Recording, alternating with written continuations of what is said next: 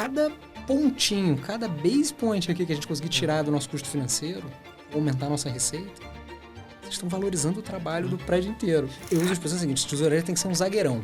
Tem caixa pra fazer isso tudo que você tá querendo. Eu tinha 1,5 bilhão no caixa, eu ia ter que adiantar 1,4 bilhão pro governo. Acabou com o teu giro. Matei meu giro. E eu falo muito isso, as pessoas às vezes olham e falam assim: poxa, mas tesouraria, você tem que negociar muito. Eu falo, gente, mas o meu estilo de negociação ele é razoavelmente simples. Eu me coloco no lugar do outro. Seja curioso. Quanto mais você for curioso, quanto mais você perguntar por quê, por que eu faço desse jeito, por que esse número é relevante, por que eu tô fazendo o que eu tô fazendo, quanto mais porquês você for capaz de perguntar, melhor profissional financeiro você vai ser.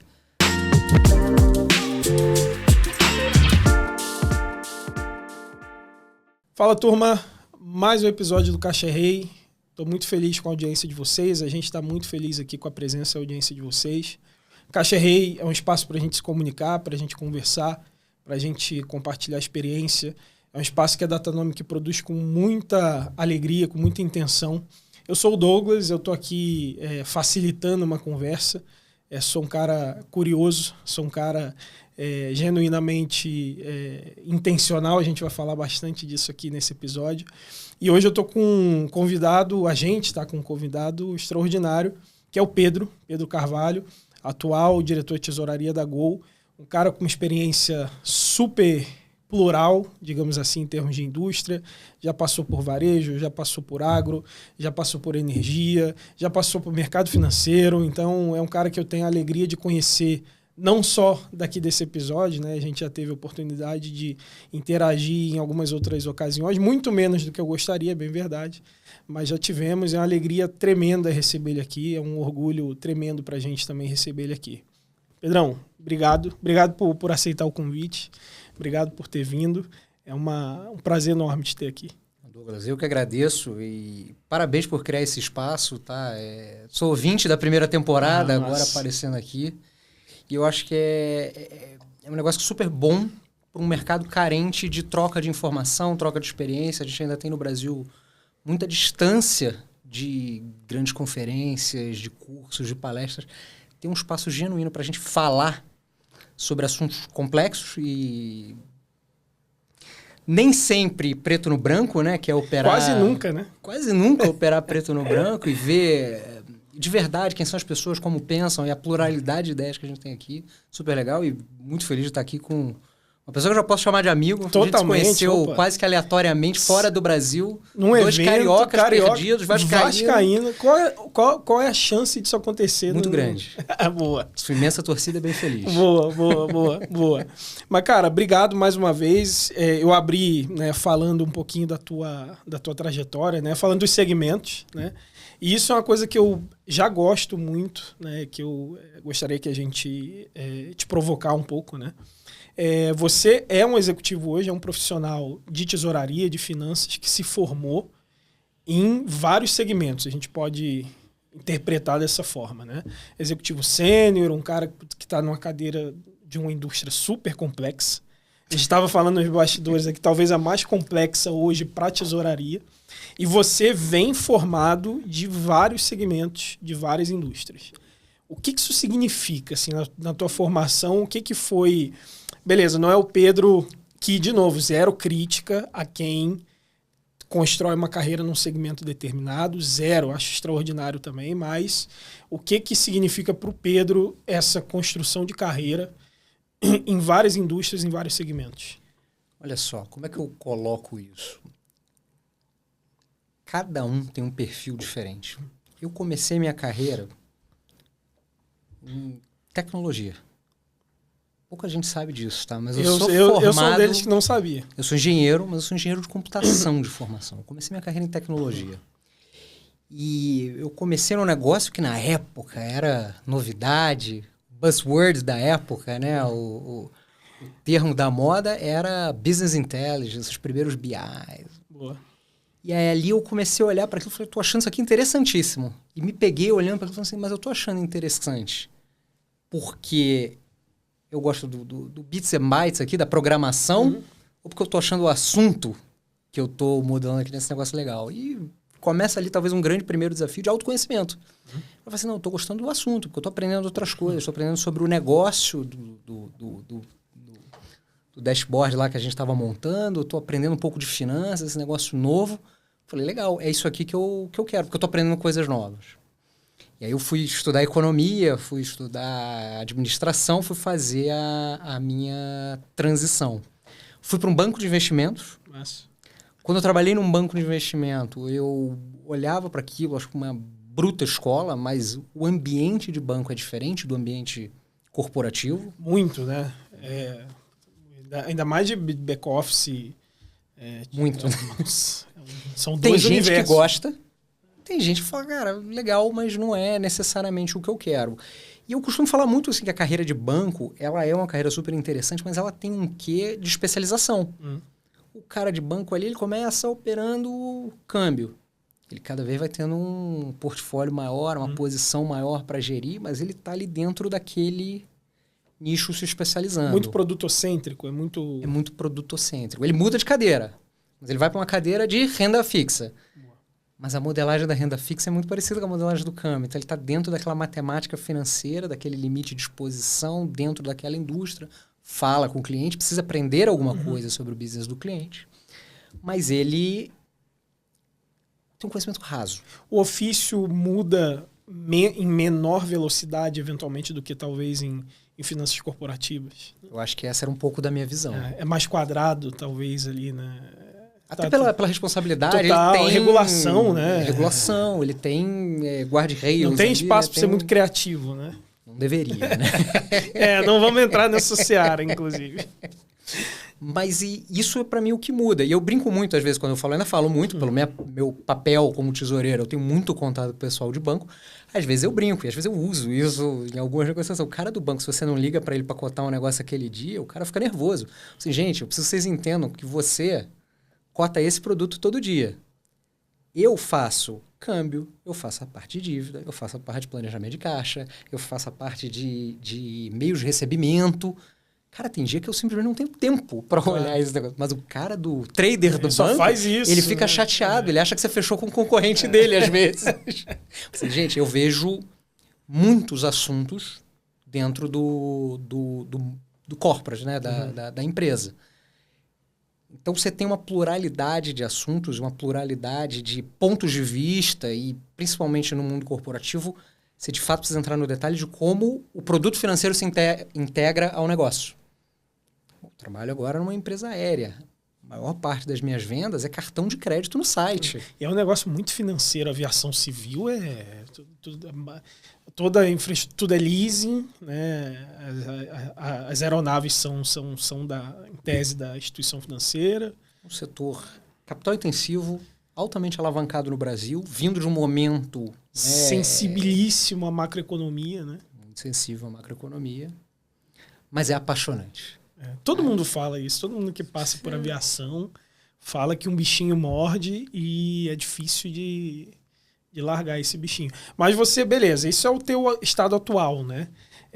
Mas a tua experiência ela é vasta em varejo também, que é super complexo. Também do ponto de vista de tesouraria, agro também, que é intensivo. Então, isso... Acho que você sente que isso te formou como executivo que você é hoje? Muito. Porque, e curiosamente, eu passei muito tempo brigando com isso na minha cabeça, tá? Porque eu sempre me defini como um generalista. Tá. E aí um dia eu falei, legal, eu estou há 15 anos na tesouraria e eu adoro o que eu faço. Eu trabalhava com um camarada que ele brincava comigo. Ele falou assim, Pedro, você precisa falar menos do que você gosta do que você faz. Porque esse é o segredo para te pagarem pouco. Boa. Eu ria pra caramba com ele. Falei, tem razão, mas eu adoro o que eu faço. Então, eu não só troquei de segmentos, mas quando eu saí do banco, saí do mercado financeiro, eu fui para uma empresa que tinha um braço de varejo, um braço do agronegócio. Produto super controverso, tabaco, mas uma empresa apaixonante. Era uma empresa com um bom grau de controle, com uma escola legal, bom mix. São empresas de governança altíssima. E ali eu comecei a aprender muito desse equilíbrio de, cara, legal, eu consigo entrar num assunto que não necessariamente é da tesouraria, eu vou entrar nesse assunto e você começa a entrar e você fala com o cara do FP&A, e legal isso que o cara do FP&A está fazendo. teve uma época que eu fui cobrir uma cadeira de gerência de planejamento de custos, custo industrial, Fabril. Pô, legal, uma dinâmica muito diferente. Fiquei 1 mês e pouco na cadeira, aprendi muita coisa que eu uso até hoje. Olhei e falei, legal, esse é legal, mas não é tão legal quanto o outro, deixa eu voltar para a minha cadeira. Fui fazendo ali os meus movimentos, eu fui para a tesouraria para tocar um projeto, toquei, fiquei, adorei aquela cadeira. Aprendi a fazer umas coisas ali numa empresa centenária. Era uma empresa que tinha 101 anos na época que eu entrei. E eu assinei o primeiro contrato de derivativos daquela empresa. Caraca. A empresa nunca tinha feito um derivativo, por uma mudança, a gente ia começar a fazer o nosso hedge usando derivativo.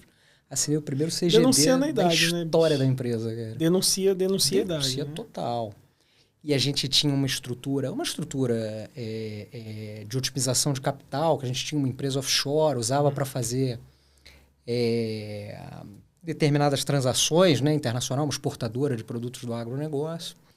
E aí surgiu uma oportunidade de ir para Londres, expatriado, porque no grupo era uma empresa multinacional, operava em 180 países, eu brincava que parecia a ONU, a quantidade de países que operava. Mas a única pessoa que acho que no grupo, naquele momento, teve a curiosidade de entender como é que funciona um pré-pagamento de exportação que estava pendurado naquela empresa, eu acho que era o único cara do grupo que entendia esse negócio com mais detalhe. E fui para lá para fazer um M&A. Falei, legal, nunca fiz M&A na minha vida, mas alguém me ajuda? Alguém me dá um norte aqui? Vamos lá. Não tinha inteligência artificial nesse grau ainda? Não tinha o Cláudio, né? Que a gente estava brincando para perguntar para o Cláudio. Cara, fomos aprendendo, vamos lá, abre um livro, abre o Google já tinha, também não vou entregar a idade tanto assim não, mas... E vamos aprendendo e vamos conversando, pedindo ajuda de uma forma educada, humilde, interessada. A maioria das pessoas que você pede com humildade, cara, me ajuda aqui, como é que você olharia aí? A maioria das pessoas te ajuda. 99%, né? O cara vai genuinamente te apoiar, né? Então, tive essa experiência, fui lá para fora fazer um M&A, uma empresa, nunca tinha feito.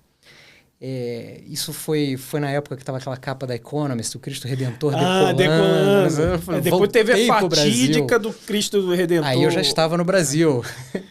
Timing, aproveitou o timing, então foi peguei um timing bom. E aí eu vim para fazer uma cadeira de FP&A. Eu fiquei alguns anos fazendo FP&A. E eu fazia muito a ponte de volta com a tesouraria, o planejamento de caixa, como é que se integra, onde é que isso... Eu não sou contador, não tenho, obviamente, a profundidade de entender normas técnicas, mas a curiosidade de chegar a entender como é que isso se integra, essa operação no caixa, mas como é que ela aparece no balanço. São áreas muito correlatas no final do... Deveriam é a palavra, né? Para quem é curioso de entender, isso vai. Você falou boas palavras, já que eu já tenho o remarque aqui, curiosidade, generalista, né? Beleza, tua carreira é um conjunto de oportunidades. Então é isso que eu quero entender. Assim, as oportunidades apareceram porque lá estavam, né? Qual o grau? Deixa eu reformular. Qual o grau das oportunidades terem aparecido? Foi o Pedro, o DNA de curiosidade, de assumir risco até, né? Você fazer... eu penso muito, falo por mim, até própria experiência individual, né? Você decidir assumir alguns riscos não é fácil. É legal contar a história agora, né? Depois que deu certo, depois fácil, que deu certo, é massa, errado, né? Tal, beleza, né? Mas existe o dar errado também. Muita gente acha, não, cara, existe o dar errado, não foi uma experiência que enriqueceu, tal. Então, assim, o que hoje beleza, é uma trilha de sucesso, né? Trouxe o Pedro até esse momento, tal. Mas o que foi abertura do Pedro, curiosidade, putz, cara, é um chip, é um DNA meu, que aí você pode dizer se você tem ou não, é uma interpretação minha, né? É um DNA meu ou isso é um acaso, foi um acaso, aconteceria de qualquer jeito, se não fosse para mim seria para outro, assim, o que é teu nessa história, né? Douglas, eu falo muito de intenção. Eu falo muito isso com os meus times. Meu time atual já está cansado de me ouvir falar isso. Mas eu acredito muito que a gente tem que ter intenção nas coisas que a gente faz. Se eu intencionalmente influencio ou direciono as coisas para uma determinada direção, significa que você vai acertar todas. Mas as chances de você chegar próximo do que você está projetando aumentam. Então, é um jogo probabilístico, não é determinístico. Não significa não é determinístico. Se eu fizer isso, eu vou chegar no meu objetivo. Não, mas se você fizer as coisas com a intenção de chegar em determinado lugar, as suas probabilidades aumentam. Eu encaro a minha vida muito como esse jogo probabilístico. Há quem diga que é aquela coisa, vai virar apostador, vai virar jogador de pôquer. Mercado, a gente estava conversando, mercado de preditivo agora, né? Que está super ligado aí com as coisas de apostas. Mas em algum momento da minha carreira, eu vou contradizer um negócio que você já falou aqui com outros convidados do podcast. Em algum momento, lá no começo da minha carreira, eu fiz um curso que a gente tinha que fazer um projeto de carreira. E falar assim, onde que você quer estar daqui a 10 anos? Qual o caminho para você chegar lá? Um dia, 15 anos depois, eu resgatei. Eu falei, olha, 80% disso aqui eu fiz. Massa. Então, tem um quê de acaso e tem um quê de intenção. Então, eu comecei minha carreira na tesouraria. Eu gostei da cadeira de FP&A. Eu já tinha alguns contatos. Eu me coloquei numa posição em que eu estivesse aprendendo muito com a cadeira de FP&A. Para que não garantia que eu ia levar essa cadeira quando ela abrisse, mas eu aumentava as minhas probabilidades. Então, é coisas às vezes simples, tá? Eu via que o pessoal estava no exercício do budget.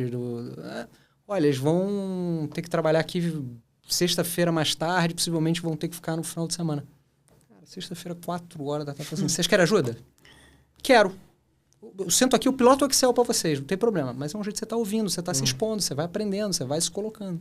Muitos dos movimentos da minha carreira, eles são nesse sentido. Olha, o que eu quero para mim versus o que eu tenho aqui, vamos para o risco porque eu começo a fazer esse autoexame do que eu valorizo. O que eu acho que é uma vantagem para mim, uma das coisas que eu olho para trás e falo assim, olha, ainda bem que eu aprendi isso rápido. Eu valorizo algumas coisas de forma um pouco diferente de outras pessoas. É uma coisa de perfil, cada um tem o seu. Tem gente que adora lá o mercado financeiro. Eu falei, cara, legal, mas não é para mim. Uma das coisas que eu boto na minha equação de valores que eu falo, tem gente que é remuneração. Só sou driveado por remuneração. Quem me pagar mais, eu vou. Legal. Te limita, não é o meu perfil. Te limita, em muita medida, a caminhos que vão ter obrigatoriamente uma remuneração superior que você está naquele momento. Que a gente sabe muito bem, o mercado corporativo não é fácil, são pouquíssimas essas ocasiões que você alinha crescimento de cargo com crescimento de remuneração, com crescimento de volume operacional. É muito difícil alinhar isso tudo. Clima e a sensação de estar aprendendo. Estar exposto a coisas novas, a ambientes novos, a desafios novos. Isso é uma coisa que ao longo do tempo eu fui valorizando muito. Aí você fala, você passou por vários setores. É uma das vantagens da carreira financeira. É uma das coisas que eu falo assim, gente, você pode discordar do percentual, mas 70%, 80%, 90% do que a gente faz em uma empresa num setor e no outro é muito parecido. Muitos... É derivação...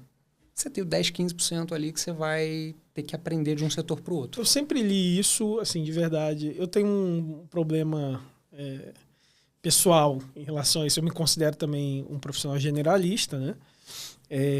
Um pouco do foco aqui do que a gente até vai conversar centralmente é repertório, né? Carreira, repertório profissional. Então, eu me considero um profissional generalista, mas muitas vezes isso já me pegou como meio que, putz, é um liability, isso não é um ativo. E em certa medida, eu já lutei, eu luto contra essa... Eu reforço isso. Não, cara, não é possível, isso é um ativo. Não é possível que acúmulo de experiências e acúmulo de conhecimento e acúmulo de situações seja um liability. Não é possível. É porque tem o jogo corporativo não necessariamente é um jogo lógico. Em certa medida, tem algumas coisas que não são lógicas. Tem algumas coisas que fogem da lógica da racionalidade, né? Mas isso já passou em alguma medida? Você já teve essa... várias vezes. Acho que todo mundo tem esse momento. É difícil, né, cara? Você para e pensa e aí eu falo de novo de intenção. Tudo tem risco. Ficar parado às vezes é um risco.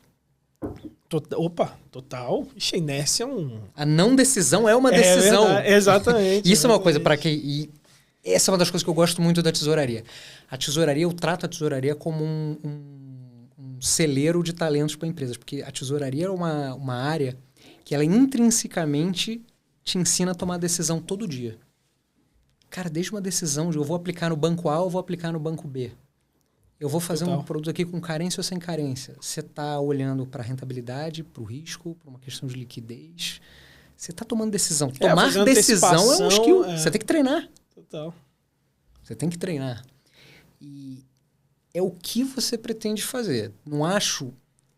E eu vou contrariar talvez uma das frases mais célebres que o pessoal atribui àquela palestra do Steve Jobs, né? Que o Steve Jobs é que fala que um dia eu fiz um curso de caligrafia e eu consegui usar isso para fazer a fonte do... Eu acho que existe um mérito no argumento dele, mas eu volto para a questão da probabilidade. A probabilidade de você usar um curso de caligrafia na área de tesouraria é menor do que em algumas outras áreas correlatas. Então, é um jogo de risco. Quando eu estou expandindo o meu repertório, para usar o termo que você usou, que eu acho muito bom, quando eu estou expandindo o meu repertório muito generalista, qual é o risco que eu estou tomando? É o risco de ter um repertório que talvez não encaixe na minha próxima cadeira. É um jogo de equilíbrio. Qual é a diferença de um generalista para um especialista? Eu posso ser um generalista, mas no que eu faço, no que a companhia precisa, naquele momento, eu vou fazer o meu melhor para aprender o máximo sobre aquele produto, sobre aquela operação, sobre aquele detalhe. Total. E acho que tem um quê de aceitar também que, de novo, a gente está aqui falando de carreira corporativa, né? De aceitar que não necessariamente o teu perfil ele vai ser aderente ou o mais aderente possível para uma companhia, vou usar aqui um exemplo, sem nenhum demérito, pelo amor de Deus, para uma companhia de cultura japonesa, por exemplo, que é uma cultura mais sóbria, menos expansiva, as coisas feitas de maneira mais cadenciada, não tem muito espaço para você pular etapas, então são etapas ali que obrigatoriamente precisam ser seguidas. Beleza, nada de errado com isso, absolutamente. Enormes empresas, grandes montadoras, tal, mas... imagino, eu nunca tive a oportunidade de trabalhar numa empresa japonesa, já tenho colegas que você precisa ter um chip aderente, né? E tá tudo bem, é um chip A, o chip B, chip C. Perfil. Né? Perfil, cada um tem o seu, cada um tem um apetite de risco diferente, cada um tem essa equação que eu falo, cada um tem o seu alfa, beta, teta, gama, bota aí as gregas que você quiser. Cada um vai dar um peso diferente. Tem gente que pesa muito para remuneração, tem gente que pesa muito para o aprender, por estar fato novo. Tem gente que pesa muito para o ambiente, quase zero para os outros. E tudo bem. Não é beleza de sermos seres humanos e sermos diferentes e cada um olha o mundo de um jeito. E essa pluralidade ajuda também. E parte do que eu falo é que existe um determinado momento da carreira que eu comecei a entender muito claro que mais importante do que o técnico é o humano. Tá. Eu falava uma coisa, e eu aprendi essa expressão recentemente, eu adorei e eu tenho usado para tudo, tá? Que é o PPT. É sempre nessa ordem. Primeiro pessoas, depois processos e por último entra a tecnologia. Boa. Se eu consigo ter as pessoas certas, se eu tenho os meus processos minimamente desenhados, aí eu consigo entender a tecnologia para automatizar, para buscar. Então, no final do dia, eu tenho os produtos financeiros, eu tenho as características de finanças corporativas, né? Como funciona um balanço, como funciona um P&L, como é que o mercado funciona, como é que o investidor olha para isso, como é que o investidor de renda fixa olha, o investidor de equities, que são realidades super diferentes, fazem análise. Ah, mas está todo mundo analisando o balanço. Tá, mas cada um está olhando para um negócio. Porque cada um tem um risco que ele está vendo, cada um tem um apetite de risco diferente. Cada um está olhando para uma coisa aqui dentro, mas é o ser humano que está olhando. E aí você tem que montar um time que entenda isso, que consiga suprir os seus gaps. E aí você começa a entender o que é o generalista. O generalista não significa que eu vou ser nota 2 em tudo. Isso é bom de... Né? Eu tenho o especialista, ele é 10 numa coisa, 2 na outra. Tá bom. Se você for um especialista nota 7, 8 em tudo, beleza. Mas se eu for um generalista nota 2 em tudo... Temos um problema. Temos um problema. Então, de novo, equilíbrio. Como você faz para subir? Isso muda de indivíduo para indivíduo e muda ao longo do tempo. Talvez seja tudo bem eu ser 7 nas 3 primeiras matérias e um 5 nas outras 3. E aí eu tenho que tomar uma decisão. Eu vou querer subir as que estão em 7 para 8 ou vou Subir as que estão em 5 para 6. E aí cada um tem que tomar a sua decisão. Eu quero guardar esse pedaço, porque a gente está num momento... Tá gravado, você sabe. Ímpar. Desculpa, brincadeira. Eu quero guardar, mas eu quero voltar nesse pedaço, porque a gente está num momento ímpar, né? Que é a gente, bom, pelo menos aqui sou eu dizendo, né? A gente vai começar agora a perceber o impacto da inteligência artificial aplicada no mercado corporativo, né? Finanças já é dado, né? Entre outros segmentos e áreas, como uma das mais, cuidado da palavra aqui, impactadas com esse novo artefato, né? Então, a gente falando de nota, eu gostei desse poderia ser nota 2, poderia ser nota 3, ou 5, 7, 8 em outra. Isso é dizer que isso vai habilitar, a gente aqui uma provocação, isso vai habilitar os profissionais, ou vai habilitar algumas pessoas a serem nota 2 em muita coisa, ou 1, conscientemente ou intencionalmente o cara, não, agora eu vou ser nota 1 no aspecto técnico ou não. Um exercício de futurologia, né? Total. E aí daqui a pouco alguém vai me dizer que tomou uma decisão de carreira baseada no que eu falei e eu tô... Não, a gente passa um termo aqui de não responsabilização. Bota aqueles termos, né? Igual advogado de banco, bota aquele asterisco e diz que não nos responsabilizamos. Exatamente. Resultado passado não é garantia de resultado futuro. Exatamente. Mas é um bom ponto. Como é que eu costumo falar? Eu acho que você já me ouviu falando isso em algum momento do passado, tá?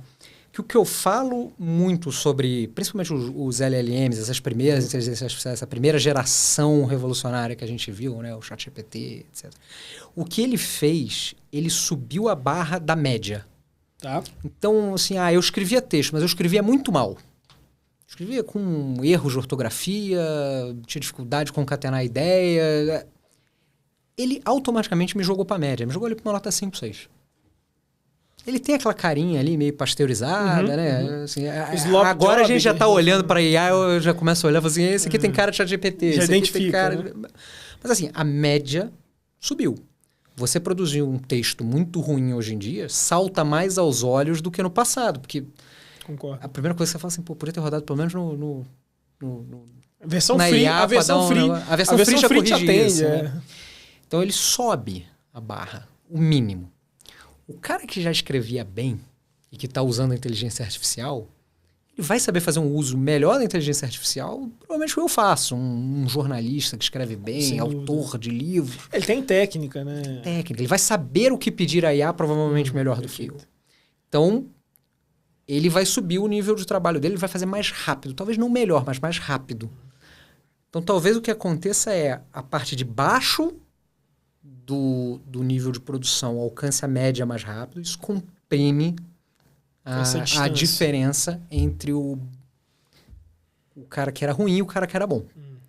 Isso é interessante. Mas você prefere ler o texto do cara que era bom ou o texto que é nota 6? O cara que era bom, sem dúvida.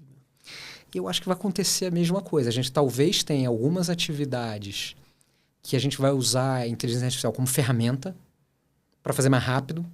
E onde eu agrego pouco valor, eu vou fazer mais rápido e tá tudo bem eu ficar na nota 5, 6 ali da média.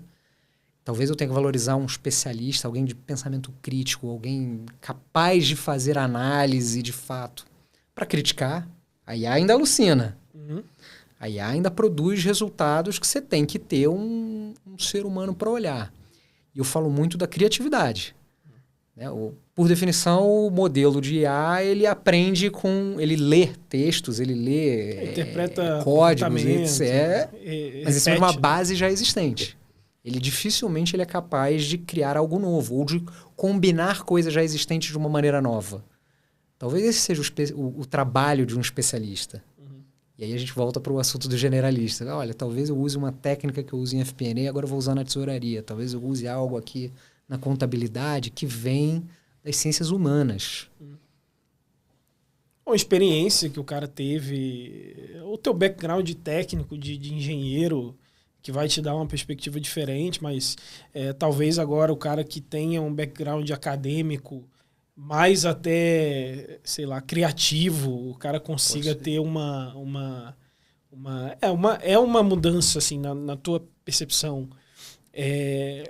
qual o tamanho dessa mudança em termos de comportamento, em termos de profissional, em termos... A gente estava falando até um pouquinho antes, né? Da carreira em Y, né? Da carreira... todo mundo que trabalha no corporativo já em alguma situação se deparou com o caso de algum colega ou profissional que não tinha o desejo de ir para o Y, de ir para a liderança, né? O desejo era continuar técnico e tal. Eu te fiz essa provocação, né? Morreu o técnico, né? Então, assim, então essa vertical técnica, que é a vertical do especialista, esse cara que não existe mais, é uma medida, porque tudo que é técnico e repetitivo a gente consegue replicar hoje muito mais fácil, e a liderança ganha ainda uma relevância maior. Assim, de novo, futurologia. Exercício de futurologia quase filosófico. Filosófico máximo. Né? Mas eu acho que tem muita gente se perguntando isso agora, acho que principalmente nas últimas semanas a gente vem sendo bombardeado com previsões de gente bem dentro do que está construindo, né? Hoje teve uma reportagem de Jamie Dimon, do CEO JP Morgan, um cara fazendo um alerta bem direto, né, por impacto da IA no mundo corporativo e ademais. Então, assim,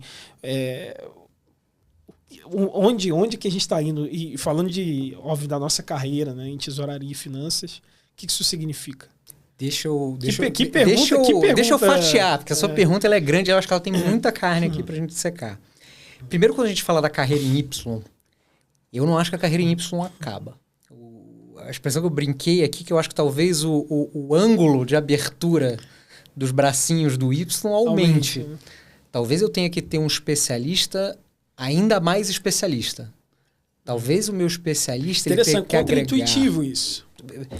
Eu não gosto muito do lugar comum. Eu sou um cara que gosta, às vezes, de provocar umas discussões para a gente pensar e refletir a respeito.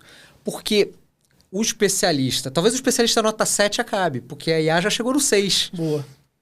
Mas o 10, 9, né? 9, o 10 de 10, talvez eu ainda precise ter esse cara. Porque esse vai chegar num ponto que ele vai saber usar a IA como uma ferramenta para o dia a dia dele, de uma forma para acelerar o conhecimento que ele, como um especialista, por definição, alguém que domina aquele assunto, acelerar ele produzir conteúdo dentro daquela área de expertise dele. Tem o outro lado disso, que é o braço de liderança de pessoas. E esse eu acho que talvez mude mais do que o do especialista. Interessante. Porque o tipo de equipe que a gente vai ter como líder vai mudar. Porque a natureza de algumas atividades dentro do nosso dia a dia vai mudar. E eu não sou o cara que compra muito esses buzzwords, eu sou um cético por natureza. Então, várias das revoluções que vinham ao longo da minha carreira, vai ter o robozinho, vai ter o RPA, vai ter o blockchain. E eu sempre, olha, legal, tem um negócio aqui, não acho que é tanto quanto as pessoas acham, mas também não acho que assim, eu tenho que usar as coisas para o que elas servem para o negócio. Eu acho que IA é algo maior do que algumas dessas outras que eu mencionei, tá? Não quero de forma alguma colocar no mesmo patamar, porque eu acho que é um negócio diferente. Mas eu volto... Uma frase que eu ouvi de um CFO com quem eu conheci, com quem eu trabalhei, e que eu acho que ela é absolutamente verdade. E eu acho que ela faz muito sentido nesse mundo de IA. Que ele falava... Uma vez a gente perguntou para ele, o pessoal júnior que estava começando na empresa, acho que era um grupo de estagiários ou de trainees, não lembro agora, assim, qual é a característica mais importante de alguém para ter sucesso no financeiro? A resposta dele foi simples. Seja curioso. Quanto mais você for curioso, quanto mais você perguntar por quê, por que eu faço desse jeito, por que esse número é relevante, por que eu estou fazendo o que eu estou fazendo, quanto mais porquês você for capaz de perguntar, melhor profissional financeiro você vai ser. Aí a gente volta para a IA, uma tecnologia que basicamente eu interajo com ela fazendo perguntas. Eu falei assim, gente... É verdade. É o mesmo fundamento. Eu volto. E esse era um CFO bem CFO, cabeça branca, aquele cara de... Bookkeeper, né? Bookkeeper, veio, ele foi contador da empresa, ele era um cara sensacional, ele sabia onde estavam a gente brincava, todos os esqueletos enterrados. Ele sabia por que aquela linha do balanço tinha uma conta contábil lá, porque há 15 anos atrás era ele que tinha feito o plano de conta. Aquele write-off de 30 anos, o cara lembra exatamente por quê. Mas ele falava isso, é curiosidade, é perguntar. Mas até para saber perguntar... Você precisa de repertório. Você precisa de repertório. O que perguntar? Como é que eu faço as correções? Eu posso perguntar para a IA uma premissa que eu quero carregar no meu modelo. Qual é a taxa média de crescimento da plantação de beterrabas no Gabão? Cara, a IA vai te responder e é um negócio que eu não tenho a menor ideia do que seja. Nenhum de nós aqui provavelmente tem esse dado na cabeça. Nem deveria ter, porque é absolutamente irrelevante, a menos que você seja um produtor no Gabão. Ou um trader, né? Mas a IA vai te falar um número lá. Você vai ser capaz de criticar se aquele número é real ou é uma alucinação? É onde entra o teu especialista. 2, você vai saber fazer uma pergunta, tá bom, mas como isso se correlaciona com o clima? Qual a relevância disso para o teu negócio, em alguma medida? Aí entra o repertório. Olha, eu sei que, por exemplo, no agronegócio, quando você está falando de plantação de cana-de-açúcar, a sazonalidade da chuva não é o quanto choveu. Quando choveu, afeta. Então, deixa eu fazer para a IA a pergunta se isso afeta, no meu exemplo aqui, a plantação no Gabão. Como é que a plantação dessa cultura no Gabão se comporta frente ao regime de chuvas do Gabão? Se você não tem repertório, você não sabe nem perguntar isso para a IA. Excelente. E como que a gente adquire repertório? Essa é a palavra. Assim, como que, pensando óbvio no nosso mundo... E aí, pode filosofar o quanto achar necessário, mas... Porque acho que é uma pergunta no final do dia, é uma reflexão filosófica, né? A gente está falando da nossa carreira, né? A gente está falando de... Tem a nossa vida pessoal... Se mistura em alguma medida, o que a gente consome, isso constrói... Muita gente não relaciona, né? Não tem uma correlação. Qual que é a relação que você faz? O que para você... você é um cara muito ativo, você é um cara ativo nas redes, rede social, LinkedIn, você é um cara que se envolve com projetos extra... com Vasco da Gama, vou ter que te denunciar aqui, se envolve com... Leio todos os documentos sobre recuperação judicial de um clube de futebol. Faz parte. Nossa, isso aí é dolorido, ainda mais de qual clube. Eu tenho lugar de fala que eu sou vascaíno, então só para registrar isso, reforçar, né? Então, o que é construção de repertório, né? Fazer o curso, né? Eu fiz um curso de VBA. Beleza, é uma construção de repertório. E aí um desafio é uma casca de banana gigante. Como que se relaciona com o que a gente está falando agora, né? Com essa carreira em Y com um ângulo mais aberto, o líder que precisa liderar, aprender a liderar um outro skill, o técnico que precisa incorporar um outro skill e ser letrado em tecnologia muito mais do que ele era ou gostaria de ser. Então, o que é a construção de repertório? Eu vou ser obrigado a começar por um negócio. Eu tenho 2 filhas, tenho que mandar um beijo para elas e falar, meninas, a mesma coisa que papai fala para vocês, vou ter que falar aqui. Que dá na hora. Cara, quanto mais você lê, mais você se desenvolve. E esse volta lá, a mamãe falava, a tia lá da escola, da aula de português falava. Cara, eu leio tudo que cai na minha frente. Não sei que eu leio tudo até o final, tá? Tem várias coisas, Cara, eu leio de relatório de banco a romance, a documentos da recuperação judicial de um clube de futebol. Se cai na minha mão, eu leio. Às vezes vai ter um que você lê, cara, passei ali do sumário executivo, não é esse. Próximo. Mas continue lendo, porque ler... A neurociência, inclusive, diz que desenvolve outras conexões e que tem efeitos além do que você está lendo, ele vai fazendo. Cara, lê o quanto você puder, tanto que você puder e o quanto mais você puder. A outra coisa que eu falo, eu acho que as pessoas superestimam treinamento formal. Tá, boa. E esse é uma... Isso é um ponto bom. É um pouco polêmico. Assim, quando eu comecei minha carreira, tinha lá, a empresa juntava 20 pessoas numa sala de aula para dar um curso. Metade estava no celular. E hoje mais ainda. Hoje mais ainda. 2 ou 3 estavam nisso, cara, o trabalho tá tão chato, vamos lá, pelo menos eu fico no ar-condicionado, como um pão de queijo, que vai ter um coffee break. Assim, a minoria estava, de fato, ali no momento, focada, atenção focada e realmente dependendo tudo. Então, eu acho que o conhecimento, a educação formal, certificações, etc., elas têm muito valor. Boa. Desde que você dedique a energia e a concentração de fato para absorver aquilo ao máximo da tua capacidade. Ler um pedaço desse de formação, vivência e experiência e passar por situações. Tem uma expressão que eu brinco muito com o meu time, que eu falo assim, que ainda está para nascer o ser humano que aprende o caminho com o GPS ligado. Cara, se você está sentado do lado de alguém e alguém está fazendo e você está assistindo, você aprende muito pouco. Você só aprende de verdade. É repetição, né? Você já deve ter passado por esse momento. Você já fez handover de uma função com alguém que vai deixar? Opa. E aí você fica ali sentado lá do cara, olha, aqui você bota isso, aí esse processo funciona assim, isso funciona assado. No dia que você vai fazer, você fala assim, como é que era mesmo? Aí você começa a procurar suas notas. É muito natural do ser humano. Eu volto ao repertório, né? Você precisa ter repertório e saber lidar com os seres humanos, porque é natural dos seres humanos e todos temos as nossas deficiências, as nossas fraquezas. Então, você precisa estar, de fato, ali no momento, tendo que tomar decisão, tendo que botar a sua energia e o seu foco naquela atividade, é ali que você vai sedimentar conhecimento. E entra aquilo de se colocar em situações também, né? Da intencionalidade que a gente começou. Você me pergunta por que eu mudei de segmentos, mudei de carreira, por que eu me expus a isso? Essa sempre foi um pedaço da minha intenção, de me manter ativo, de me manter me desafiando a estar aberto a situações novas, a experimentar, aprender um pouquinho e aprender na prática. Você aprende um bocado lendo. Pega o relatório do analista sobre o setor aéreo, pega um relatório do analista sobre o setor de varejo. Você aprende. Na prática, sentado na cadeira, na cadeira de tesouraria... Olha, meu fluxo de caixa, para onde está indo meu fluxo de caixa? Preciso dominar e entender esse fluxo de caixa. Cara, é outro jogo. Não, e você, eu gosto de dizer e penso, né? Salas têm temperatura.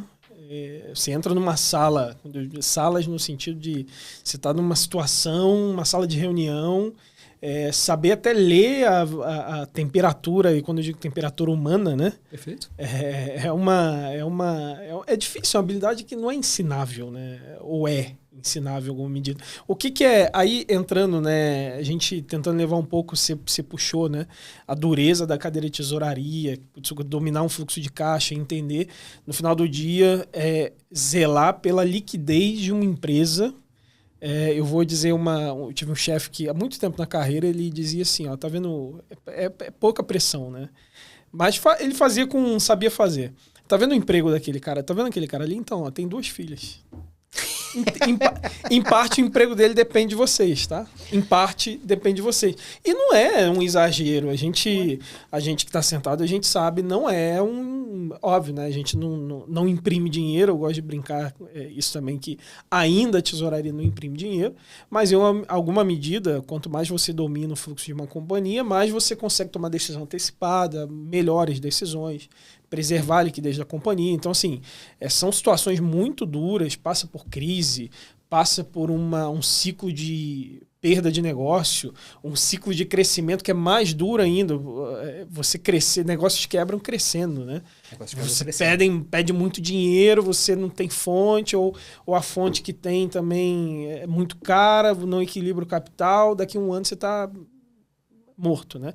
Então, falando de tesouraria, falando desse repertório, o que é soft skill nessa dinâmica, né? O que é esse negócio que não ensina dentro da educação técnica formal, regular, digamos assim?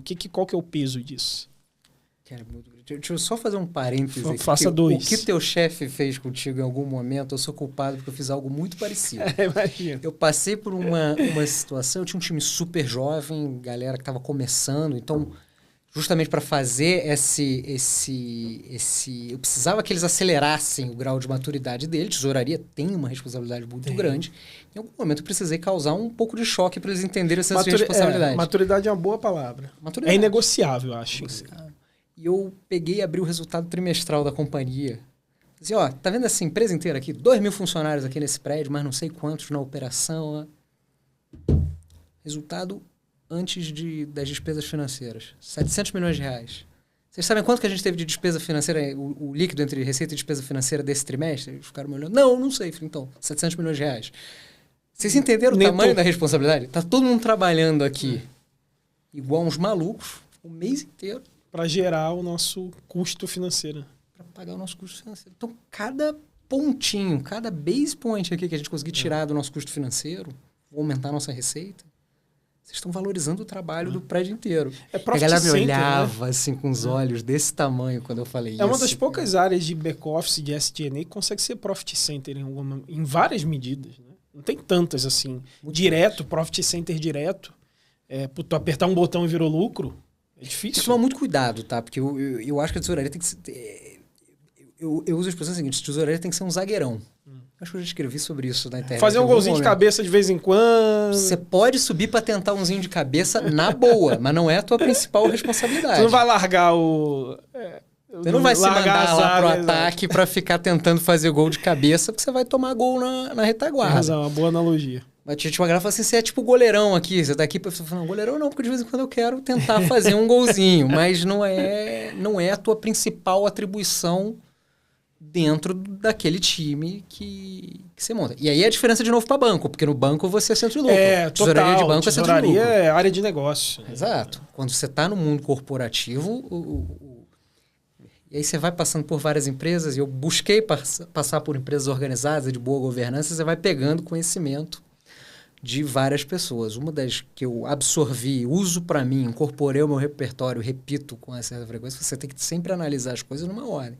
Primeiro você garante a liquidez, depois você olha do ponto de vista de risco, por último você vai olhar a rentabilidade.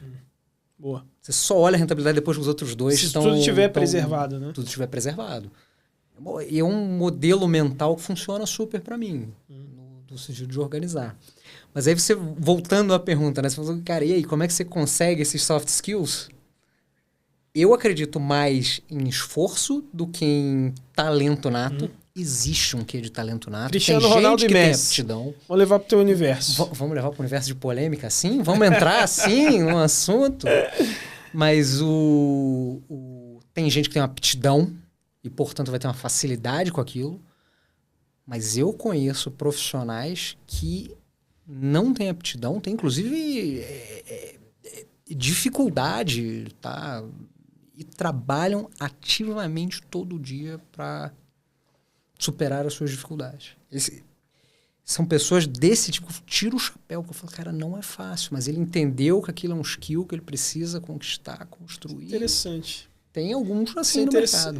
E falando para a turma aqui, né, de soft skill, acho que é isso, é comunicação, é o que a gente, em alguma medida, comunicação, habilidade de se articular, enfim, de construir relações, né? Não tem muito mistério. Às vezes a gente fala soft skill, fica uma coisa meio filosófica demais, mas é isso, né? Basicamente, no final do dia é interessante isso. Acho que acaba por regra que muita gente interpreta soft skill como uma coisa nata. É meio ok, então entendo, né, o que você coloca. Existe o comunicador nato, né? Existe o... Mas existe curso de oratória. Perfeito. Existe curso de negociação. Boa. Existe o curso de gestão emocional. Boa. Tem uma série de cursos, treinamentos. Hoje em dia você pergunta para o Claude, ele te ensina. Pergunta para o GPT, ele te ensina. Muita coisa gratuita. Nossa, a internet está... Muito, cara. Hoje eu falo, hoje é muito mais fácil para quem tá afim de correr atrás. Por isso que hoje, cada vez menos eu acredito no treinamento lá que a empresa botava 20 pessoas dentro da sala, porque quem quer vai correr atrás. E aí você vai subindo o nível, vai se especializando, vai, olha, gostei disso, quero mais, quero um nível maior de profundidade, ó, fiz esse aqui gratuito, procurei, vai ler um livro, ó, pô, fiz esse curso, gostei, ó, o professor recomendou esse livro, parei e li o livro. Vai te agregando repertório. Tem uma outra coisa que a gente não falou, tá, Douglas, mas isso aqui que a gente está fazendo, tá? Ah, sem dúvida. Conversas sinceras, genuínas, em que você está prestando atenção no que a outra pessoa está falando, te ajudam a aprender com a experiência dessa pessoa sem você ter que passar por isso. Bicho, trocar uma ideia. Isso tem um valor de você te chamar... cafezinho no escritório tem um valor. Vamos tomar um café? Vamos tomar um café? Me conta, como é que você resolveu isso? Cara, vamos almoçar de boa, zero e na boa. Você usou uma palavra que eu gosto muito, que é intenção. Zero interesse. Intenção, tem intenção, trocar uma ideia, conhecer, de cara, genuíno. A gente acaba, na nossa carreira e vida, né? Acho que acaba... esbarrando, interagindo com pessoas de todos os arquétipos possíveis, né? De todas as características e personalidades possíveis. Mas tem gente, acho que a maioria são pessoas do bem, esmagadora maioria. Esmagadora maioria. Esmagadora são pessoas do bem, são pessoas que querem, de fato, te apoiar em alguma medida. Eu acho que às vezes a gente, não sei se tem esse sentimento, às vezes a gente peca por não pedir, ou por não perguntar, ou por não chamar, ou por não convidar, ou por não... Se ter um sim, assim, tipo, talvez em muito mais situações do que você imaginaria. Você acha que você ia ter 10% de sim, às vezes ia ser 50%. Essa é a sensação que eu tenho, sabe? Eu tenho muito essa sensação também. O pessoal brinca com a gente que a gente é carioca, a gente é mais cara de pau. E a gente... tem essa característica, né? Mas eu concordo muito. E eu concordo, os bons são a maioria. Eu falo muito assim que o nosso estilo de liderança a gente vai criando, pegando um pouquinho de cada um. Às vezes até trabalhar com um chefe ruim, com uma pessoa ruim. Te ensina alguma coisa. Né? Às vezes me ensina, eu não quero ser assim. Mas você tem que olhar também e falar assim, olha, mas chegou onde chegou. Alguma coisa boa ele faz. Não quero isso pra mim. Mas deixa eu entender aqui, que ferramenta, que skill que essa pessoa tinha que trouxe ela até aqui. Não é quem eu quero ser, não é quem eu quero ser 100% do tempo. Mas você cria repertório. Fala assim, olha, eu vi esse cara, não gosto do estilo dele, não... mas nessa situação aqui ele usou e funcionou. Deixa eu trazer isso aqui para minha caixinha de ferramentas, para o meu repertório. De maneira intencional, né? De maneira intencional, que talvez tenha uma situação, não é o que eu faço no meu dia a dia, mas talvez tenha uma situação que eu vou usar exatamente essa ferramenta para resolver. Tem uma habilidade que é muito difícil de desenvolver. Eu tento sem sucesso há muitos anos. Que é se isolar do objeto, né? É você conseguir analisar. A gente, quando analisa uma situação de um terceiro, nossa, a gente é... Totalmente diferente. Nossa, a gente é especialista, psicólogo, equilibrado. A gente tem uma capacidade analítica, assim, extraordinária. Quando a mesma situação acontece com a gente, é uma dificuldade da gente fazer esse isolamento, né? Esse afastamento, né? Que é dureza, assim. Então... Eu acho que isso é um bug no software de ser humano, tá? Porque eu acho que todo mundo tem isso num grau em alguma coisa. Mas vem aí pra mim uma outra coisa, tá? Que é empatia. É você se colocar no lugar do outro. E quando você consegue se colocar no lugar do outro, depois você tem que usar isso de volta pra si mesmo pra colocar. E eu falo muito isso, as pessoas às vezes olham e falam assim, poxa, mas tesouraria, você tem que negociar muito. Eu falo, gente, mas o meu estilo de negociação ele é razoavelmente simples. Eu me coloco no lugar do outro. Boa. Olha, eu vou chegar com essa proposta aqui para um banco numa operação. Deixa eu me colocar no lugar dele. Isso é interessante para ele? Sim, não. Então, o meu approach com ele já vai ser diferente. Approach é a mania de usar termo em inglês, né? Que eu falo de coisa em inglês, meu amigo. Mas é aquela coisa assim, peraí, qual é o interesse dele disso? Interesse sincero, porque ele tem que fazer o lucro dele. Então, deixa eu modular aqui a minha forma de trazer esse produto, trazer essa discussão. Olha, tô pensando nisso nesse sentido, isso aqui talvez seja bom para você por isso e isso. Funciona para você, não funciona. Você começa a criar uma relação produtiva. De novo, para a troca justa de informações, para a troca de...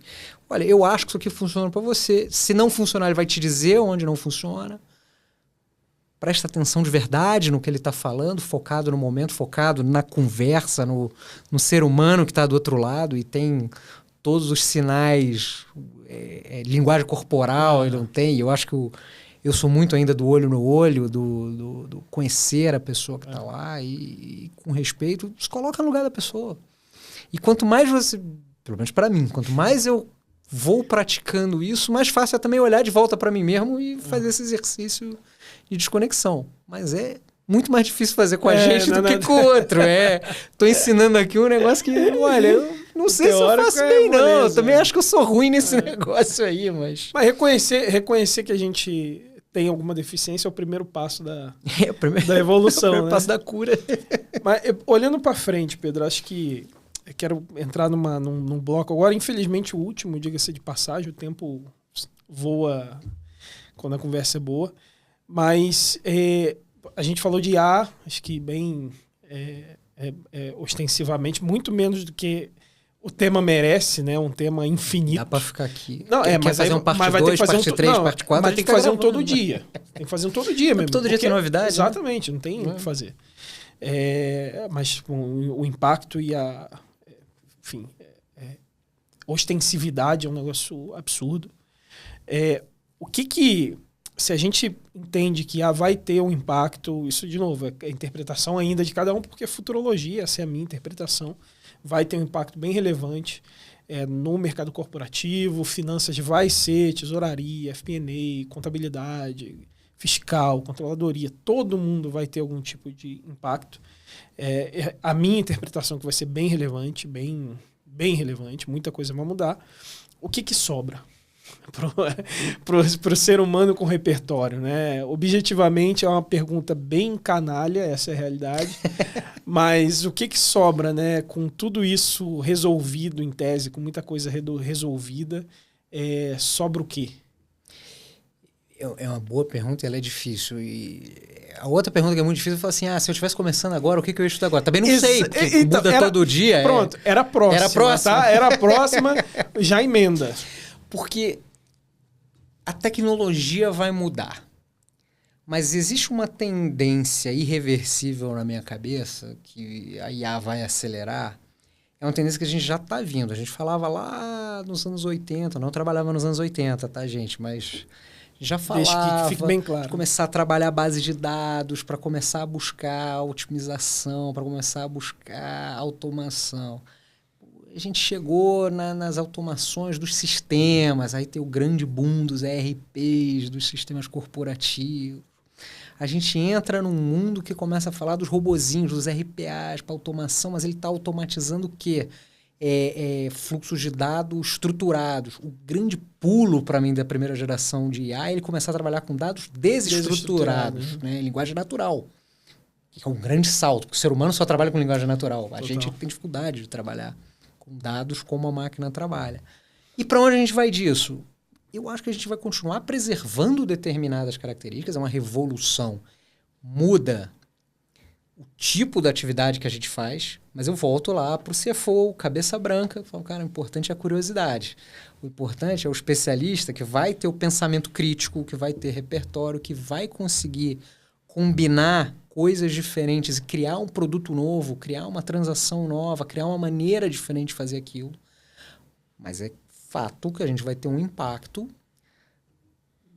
na base da pirâmide hoje, que a gente ainda tem atividades mais repetitivas, mais transacionais, essas tendem a mudar muito com robô capaz de repetir isso 24/7 sem... De maneira muito inteligente e assertiva, né? Porque hoje o robô por robô já existe. O robô por robô já existe. O RPA, como você comentou, mas em linguagem estruturada. Em linguagem estruturada. Agora ele vai começar a trabalhar em linguagem desestruturada e aprendendo, né? Ele tem uma capacidade agora de não precisar de um ser humano ir lá. Mudou o dado, agora tem um ser humano lá e reprogramar. E com o custo de produção... baixíssimo. Mas ainda vai ter muita coisa. A curiosidade de fazer as perguntas, de entender. Para fechar o seu fluxo de caixa, você vai ter lá um modelo preditivo. Você vai ter que também levantar e usar a ferramenta de trabalho mais poderosa que a humanidade inventou, que é o telefone, ligar para o cara lá de vendas e falar, olha, meu modelo está falando isso. Como é que você está vendo? O que está acontecendo no dia a dia? Ligar lá para a fábrica, para quem tem operação fabril, ou para o chão da operação. O que está acontecendo? Qual é a dinâmica? O que você está vendo? Vão ter outras atividades que são inerentes do ser humano. Numa tesouraria, eu vejo atividades, por exemplo, mais repetitivas, né? Reconciliação bancária. É um negócio que tem uma tendência a se automatizar. Eu tenho o extrato vem razoavelmente... A e B? A e B tende a ser automatizado. Ligar para o banco, fechar uma transação... Cara, transação de pequeno valor, você vai botar ali numa ferramenta automática que faz as cotações... Operar de fato. Operar de fato, ligar por banco. Falar, cara, e aí? Qual o melhor horário para fechar? É agora? É depois? O que você está vendo de fluxo? Cara, estou negociando, estou cotando 5 bancos. Fazer o relacionamento, né? Fazer uma pressão quando precisa fazer uma pressão. Construir alguma coisa a 4 mãos quando você precisa. Alguns dos melhores produtos que eu já trabalhei não estavam na prateleira. Eu tive que ligar para o banco e falar, olha, eu tenho essa dor, estou com esse problema, isso. Estou pensando em alguma coisa parecida com isso. Eu falo, olha, isso aí que você pediu exatamente assim não dá, mas eu tenho esse outro aqui do lado que é parecido. E você começa a construir, você começa a dialogar, você começa a trabalhar com outro ser humano do outro lado. Esse tipo de coisa das relações humanas vai ter um peso cada vez maior. E aí, como você faz a informação que você está produzindo, o teu fluxo de caixa, como você fala com outras áreas, como você fala com outros seres humanos dentro da organização, vai ficar ainda mais acentuado a necessidade. Por isso que eu falo que o lado não especialista do Y vai mudar também, porque a gente vai ter que dar um foco cada vez maior nisso. E sempre foi isso. Porque sempre foi sobre relações humanas e sempre foi sobre curiosidade e pensamento crítico. Isso não vai mudar. Então, é diferente. Vamos ter uma acomodação. Vai ter algumas cadeiras que deixam de existir. Provavelmente vão ter algumas cadeiras que a gente hoje nem consegue imaginar ainda, o que vão ser, que vão surgir. Eu concordo. Mas eu acho que existe uma tendência da gente valorizar cada vez mais o criativo. E aí o criativo não é o belas artes, também. Mas não é só isso, mas é essa capacidade de propor coisas novas e desafiar o status quo. Também é um tipo de criatividade. E, principalmente, quem vai ter a capacidade de engajar, mobilizar, bater a meta, congregar a organização e outras pessoas à sua volta na direção que a companhia precisa ir. Esse é um skill que você sempre vai precisar e eu acho que você vai precisar cada vez mais. No mundo que é muito fácil você jogar na inteligência artificial, faz um resumo, né? Você quer ter alguém que consiga engajar as pessoas para a pessoa ter vontade de ler aquele e-mail que você mandou, de ir naquela reunião que você marcou. Cada vez vai valer mais, na minha humilde opinião, mas é um exercício de futurologia. O problema disso aqui estar gravado é que a gente pode facilmente ser daqui cobrado a 2 anos olhar exatamente.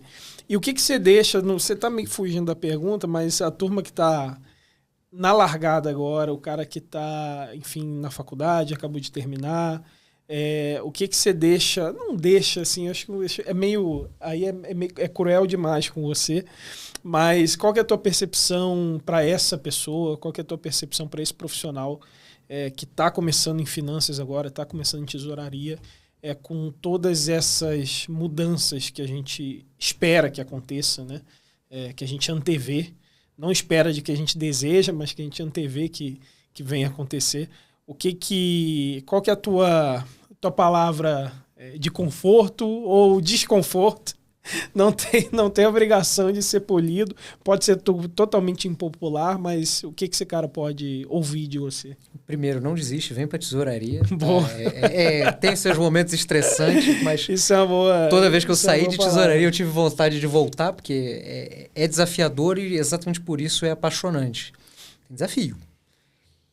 A sugestão que eu dou, mais importante de novo do que qualquer curso, qualquer coisa, você vai fazer o seu curso, vai fazer a sua certificação, vai buscar conhecimento técnico, mas tudo que você fizer, faça com intenção, 2, pergunta, por que eu estou fazendo isso? Por que até hoje se fez desse jeito? As coisas têm um motivo para elas serem do jeito que elas são. E só quando você entende por que elas são do jeito que elas são, você consegue questionar se essa ainda é a melhor forma de fazê-lo. Porque eu acho que o que as novas tecnologias vão fazer é que a gente desafie a forma como a gente fez. E a disrupção pela disrupção, que eu acho que hoje está muito na moda, ela tem umas coisas engraçadas. Às vezes você vê um processo disruptivo. E aí, alguns anos depois, você descobre que, olha, mas essa empresa quebrou. Por quê? Porque ela tomou um risco aqui. Uns anos você fala, pô, mas esse não era um risco, que aquela empresa centenária lá atrás tinha uma área de compliance ou de riscos que se atentava a isso. Eu já vi vários casos assim. Você tem que entender. A disrupção de verdade, ela passa por entender. Pensamento crítico. A gente nunca vai fugir de perguntar o porquê. Entender por que eu faço do jeito que eu faço e questionar se esse é o melhor jeito de fazer. E às vezes é, e às vezes não é. E é exatamente a capacidade de distinguir isso. Cara, tinha uma pessoa que eu conheci que ele fazia um cargo ali de back-office de câmbio. Verificava contratos de câmbio, era uma atividade bem operacional. Bem operacional. E todo mundo olhava para esse cara e falava, esse cara é um talento, esse cara vai a algum lugar. Por quê? Porque, cara, a cadeira é tão grande quanto ele quer que seja. É uma cadeira que muita gente olhava meio de escanteio. O cara olhava, questionava, perguntava para a corretora de câmbio que apoiava a gente, parou para entender o regime tributário daquele negócio, questionou a área tributária se fazia sentido ou não, voltou para a área de negócio que tinha comprado, estava importando aquele produto, por que ele importava aquele produto. Cara, claramente você via que o nível das perguntas que ele estava fazendo e as conexões que ele estava fazendo podia não dar em nada, mas ele aprendeu de fato o que ele estava fazendo e estava buscando alguma coisa nova. Se você trocasse ele de cadeira, o perfil curioso dele, ele ia fazer a mesma coisa, né? Em qualquer outra cadeira. Ele ia começar do zero, mas ele ia fazer a mesma coisa. E é um cara que todo mundo olhava e falava assim, esse cara vai longe. Esse cara é CFO de uma das maiores empresas que eu conheço hoje em dia. Mas adquira, no final do dia, adquira repertório. Se enriqueça. Pedrão, eu tenho uma pergunta que eu guardo para o final, meio... Nunca adianta essa pergunta para ninguém, mas meio capciosa. Mas é uma pergunta que... quando que na tua carreira você entendeu, né? A gente falou aqui da dureza do caixa, né? Da relevância, da importância de você fazer uma boa gestão de caixa. Se no final do dia você está controlando a liquidez de uma companhia, são empregos, né? Então a gente falou de tudo isso. Quando você percebeu que o caixa é rei de uma empresa? Tem algum episódio? Tem. Se tiver um episódio, ótimo. Tem. Se não tiver, não tem problema também. Cara, é um episódio que é um grande exercício de humildade pra mim, porque eu tava... Tem que tomar cuidado pra não soltar um palavrão. Eu tava me achando o cara, porque eu tinha tido uma ideia. Falei, legal, vou arrebentar a boca do balão. Tinha uma mudança de um regime tributário que ia acontecer, que se a gente fizesse uma determinada movimentação com estoque, a gente ia ganhar um caminhão de dinheiro. Eu tributava com uma alíquota menor, a alíquota mudava no mês seguinte, eu fazia 30% de lucro em cima do estoque. Era um negócio... Tudo lícito. Tudo lícito, tô jogando com a regra embaixo do braço. Pra vocês terem uma ideia, era tão lícito que a gente chegou a consultar a Receita Federal se a gente podia fazer isso. Nossa. E eles deram o de acordo. Cara, e tinha um limite do que a gente ia fazer, até onde a gente podia, não podia. Tinha uma questão de onde fisicamente estava o estoque. Não, mas não tenho capacidade de estocagem. Eu era garoto ainda, mas falei, cara, tive uma ideia. Vou alugar um container e vou jogar no gramado da fábrica, porque já conta. Então vou jogar lá, vou negócio. Beleza. Tava me achando, pô, que ideia. O cara, olha a ideia. Pô, agora vai. Vou ser promovido. Tive uma ideia boa aqui, o negócio. É daqui pra CFO. Quando a gente é jovem, a gente acredita nessas então, coisas, né? Essa é a nossa cabeça. E aí, eu olhei. O tesoureiro, o camarada já tinha 30 e tantos anos de empresa. Você não esqueceu de nada, não? O caixa é rei.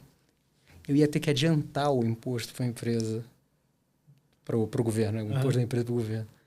Não tenho caixa para fazer isso tudo que você está querendo. O famoso e a zaga da Rússia, você já combinou? Já combinou? É isso, eu tinha 1,5 bilhão no caixa, eu ia ter que adiantar 1,4 bilhão para o governo. Acabou com o teu giro. Matei meu giro. Dava 30% de margem, tá? Fazia um caminhão de dinheiro, mas... Não importa, tem... Quantas empresas lucrativas... Sabe o container lá que você alugou? Incrível, cara. Isso, pô, muito bacana. Sabe quantas empresas lucrativas quebram, né? Quebram. O cara, no final do dia, ele tem margem, né? Mas e a sustentação do capital de giro, e o fluxo, e a velocidade, o ciclo de conversão de caixa do cara...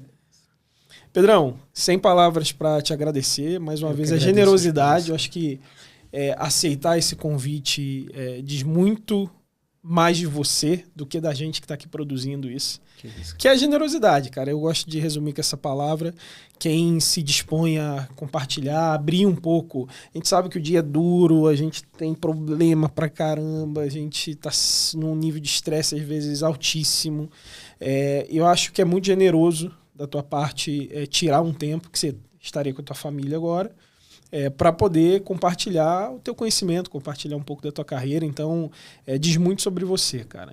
Quero te agradecer mais uma vez. Obrigado pela presença, pela generosidade. Portas abertas 1000%. Vamos fazer um para falar de impacto da inteligência artificial diário, todos os dias, 2 vezes por dia, 7 da manhã e 9 da noite, para poder pegar aí a janela do que foi realizado aí no dia. Mas portas abertas 1000%, cara. Eu que agradeço. Só tem que tomar cuidado para falar de inteligência artificial, a gente não virar num cenário apocalíptico aqui de quando as máquinas vão dominar o mundo. Ah, meu amigo, isso aí para chegar nesse lugar é facílimo. Aí vira uma conversa, vira um podcast, não de tesouraria, mas de ficção científica, muito rápido. Facílimo chegar nesse lugar. Obrigado, Douglas, eu que agradeço, tá? E parabéns pelo espaço, porque acho que a gente fala muito pouco sobre o nosso dia a dia sobre tesouraria. E acho que a gente tem muita coisa muito legal. De quem já trabalhou fora do Brasil com tesouraria e com... É um outro universo, assim, a gente tem muito profissional, muito capacitado no Brasil. A gente tem áreas de tesouraria extremamente sofisticadas por aqui. E a gente fala muito pouco sobre isso. Tem uma economia dura. Tem um ambiente complexo. Ultra competitivo, altamente regulado. Ou seja, é ambiente ideal de formação de top tier de profissionais e ainda assim parece que a gente se comunica pouco, né? Comunica pouco. Tem um mercado incrível, de capitais super maduro, crescente. Exato. Um monte de coisa estável, legal né? sendo feita. E... Incrível. E a gente fala pouco. Vamos falar mais, então. Combinado, meu amigo. Boa, Pedrão. Pessoal, obrigado mais uma vez. Adquiram um repertório. Então, no final do dia, no final dessa conversa agradabilíssima com o Pedro, sejam curiosos, adquiram repertório. Então, acho que isso não muda nem da década de 80 para agora que inteligência artificial está aí nas manchetes todos os dias. Isso continua, né? A curiosidade humana continua sendo uma variável importantíssima na nossa carreira, na nossa vida. Obrigado mais uma vez pela audiência de vocês. É uma alegria estar aqui. A gente faz esse projeto com muito cuidado, com muito carinho, com muita intenção, né? Então, vou parafrasear de novo, Pedro. Com muita intenção que a gente faz esse projeto. O Caixa Rei é um espaço para a gente se comunicar, para a gente conversar.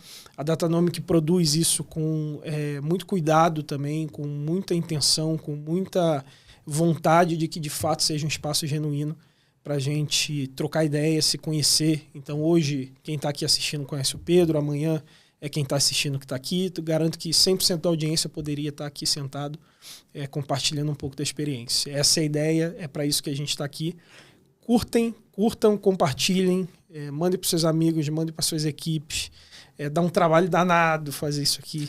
Então, apoia muito, né? O apoio de vocês aí é super importante para a gente continuar e manter isso aqui e fazer isso acontecer. Beleza? Abraço!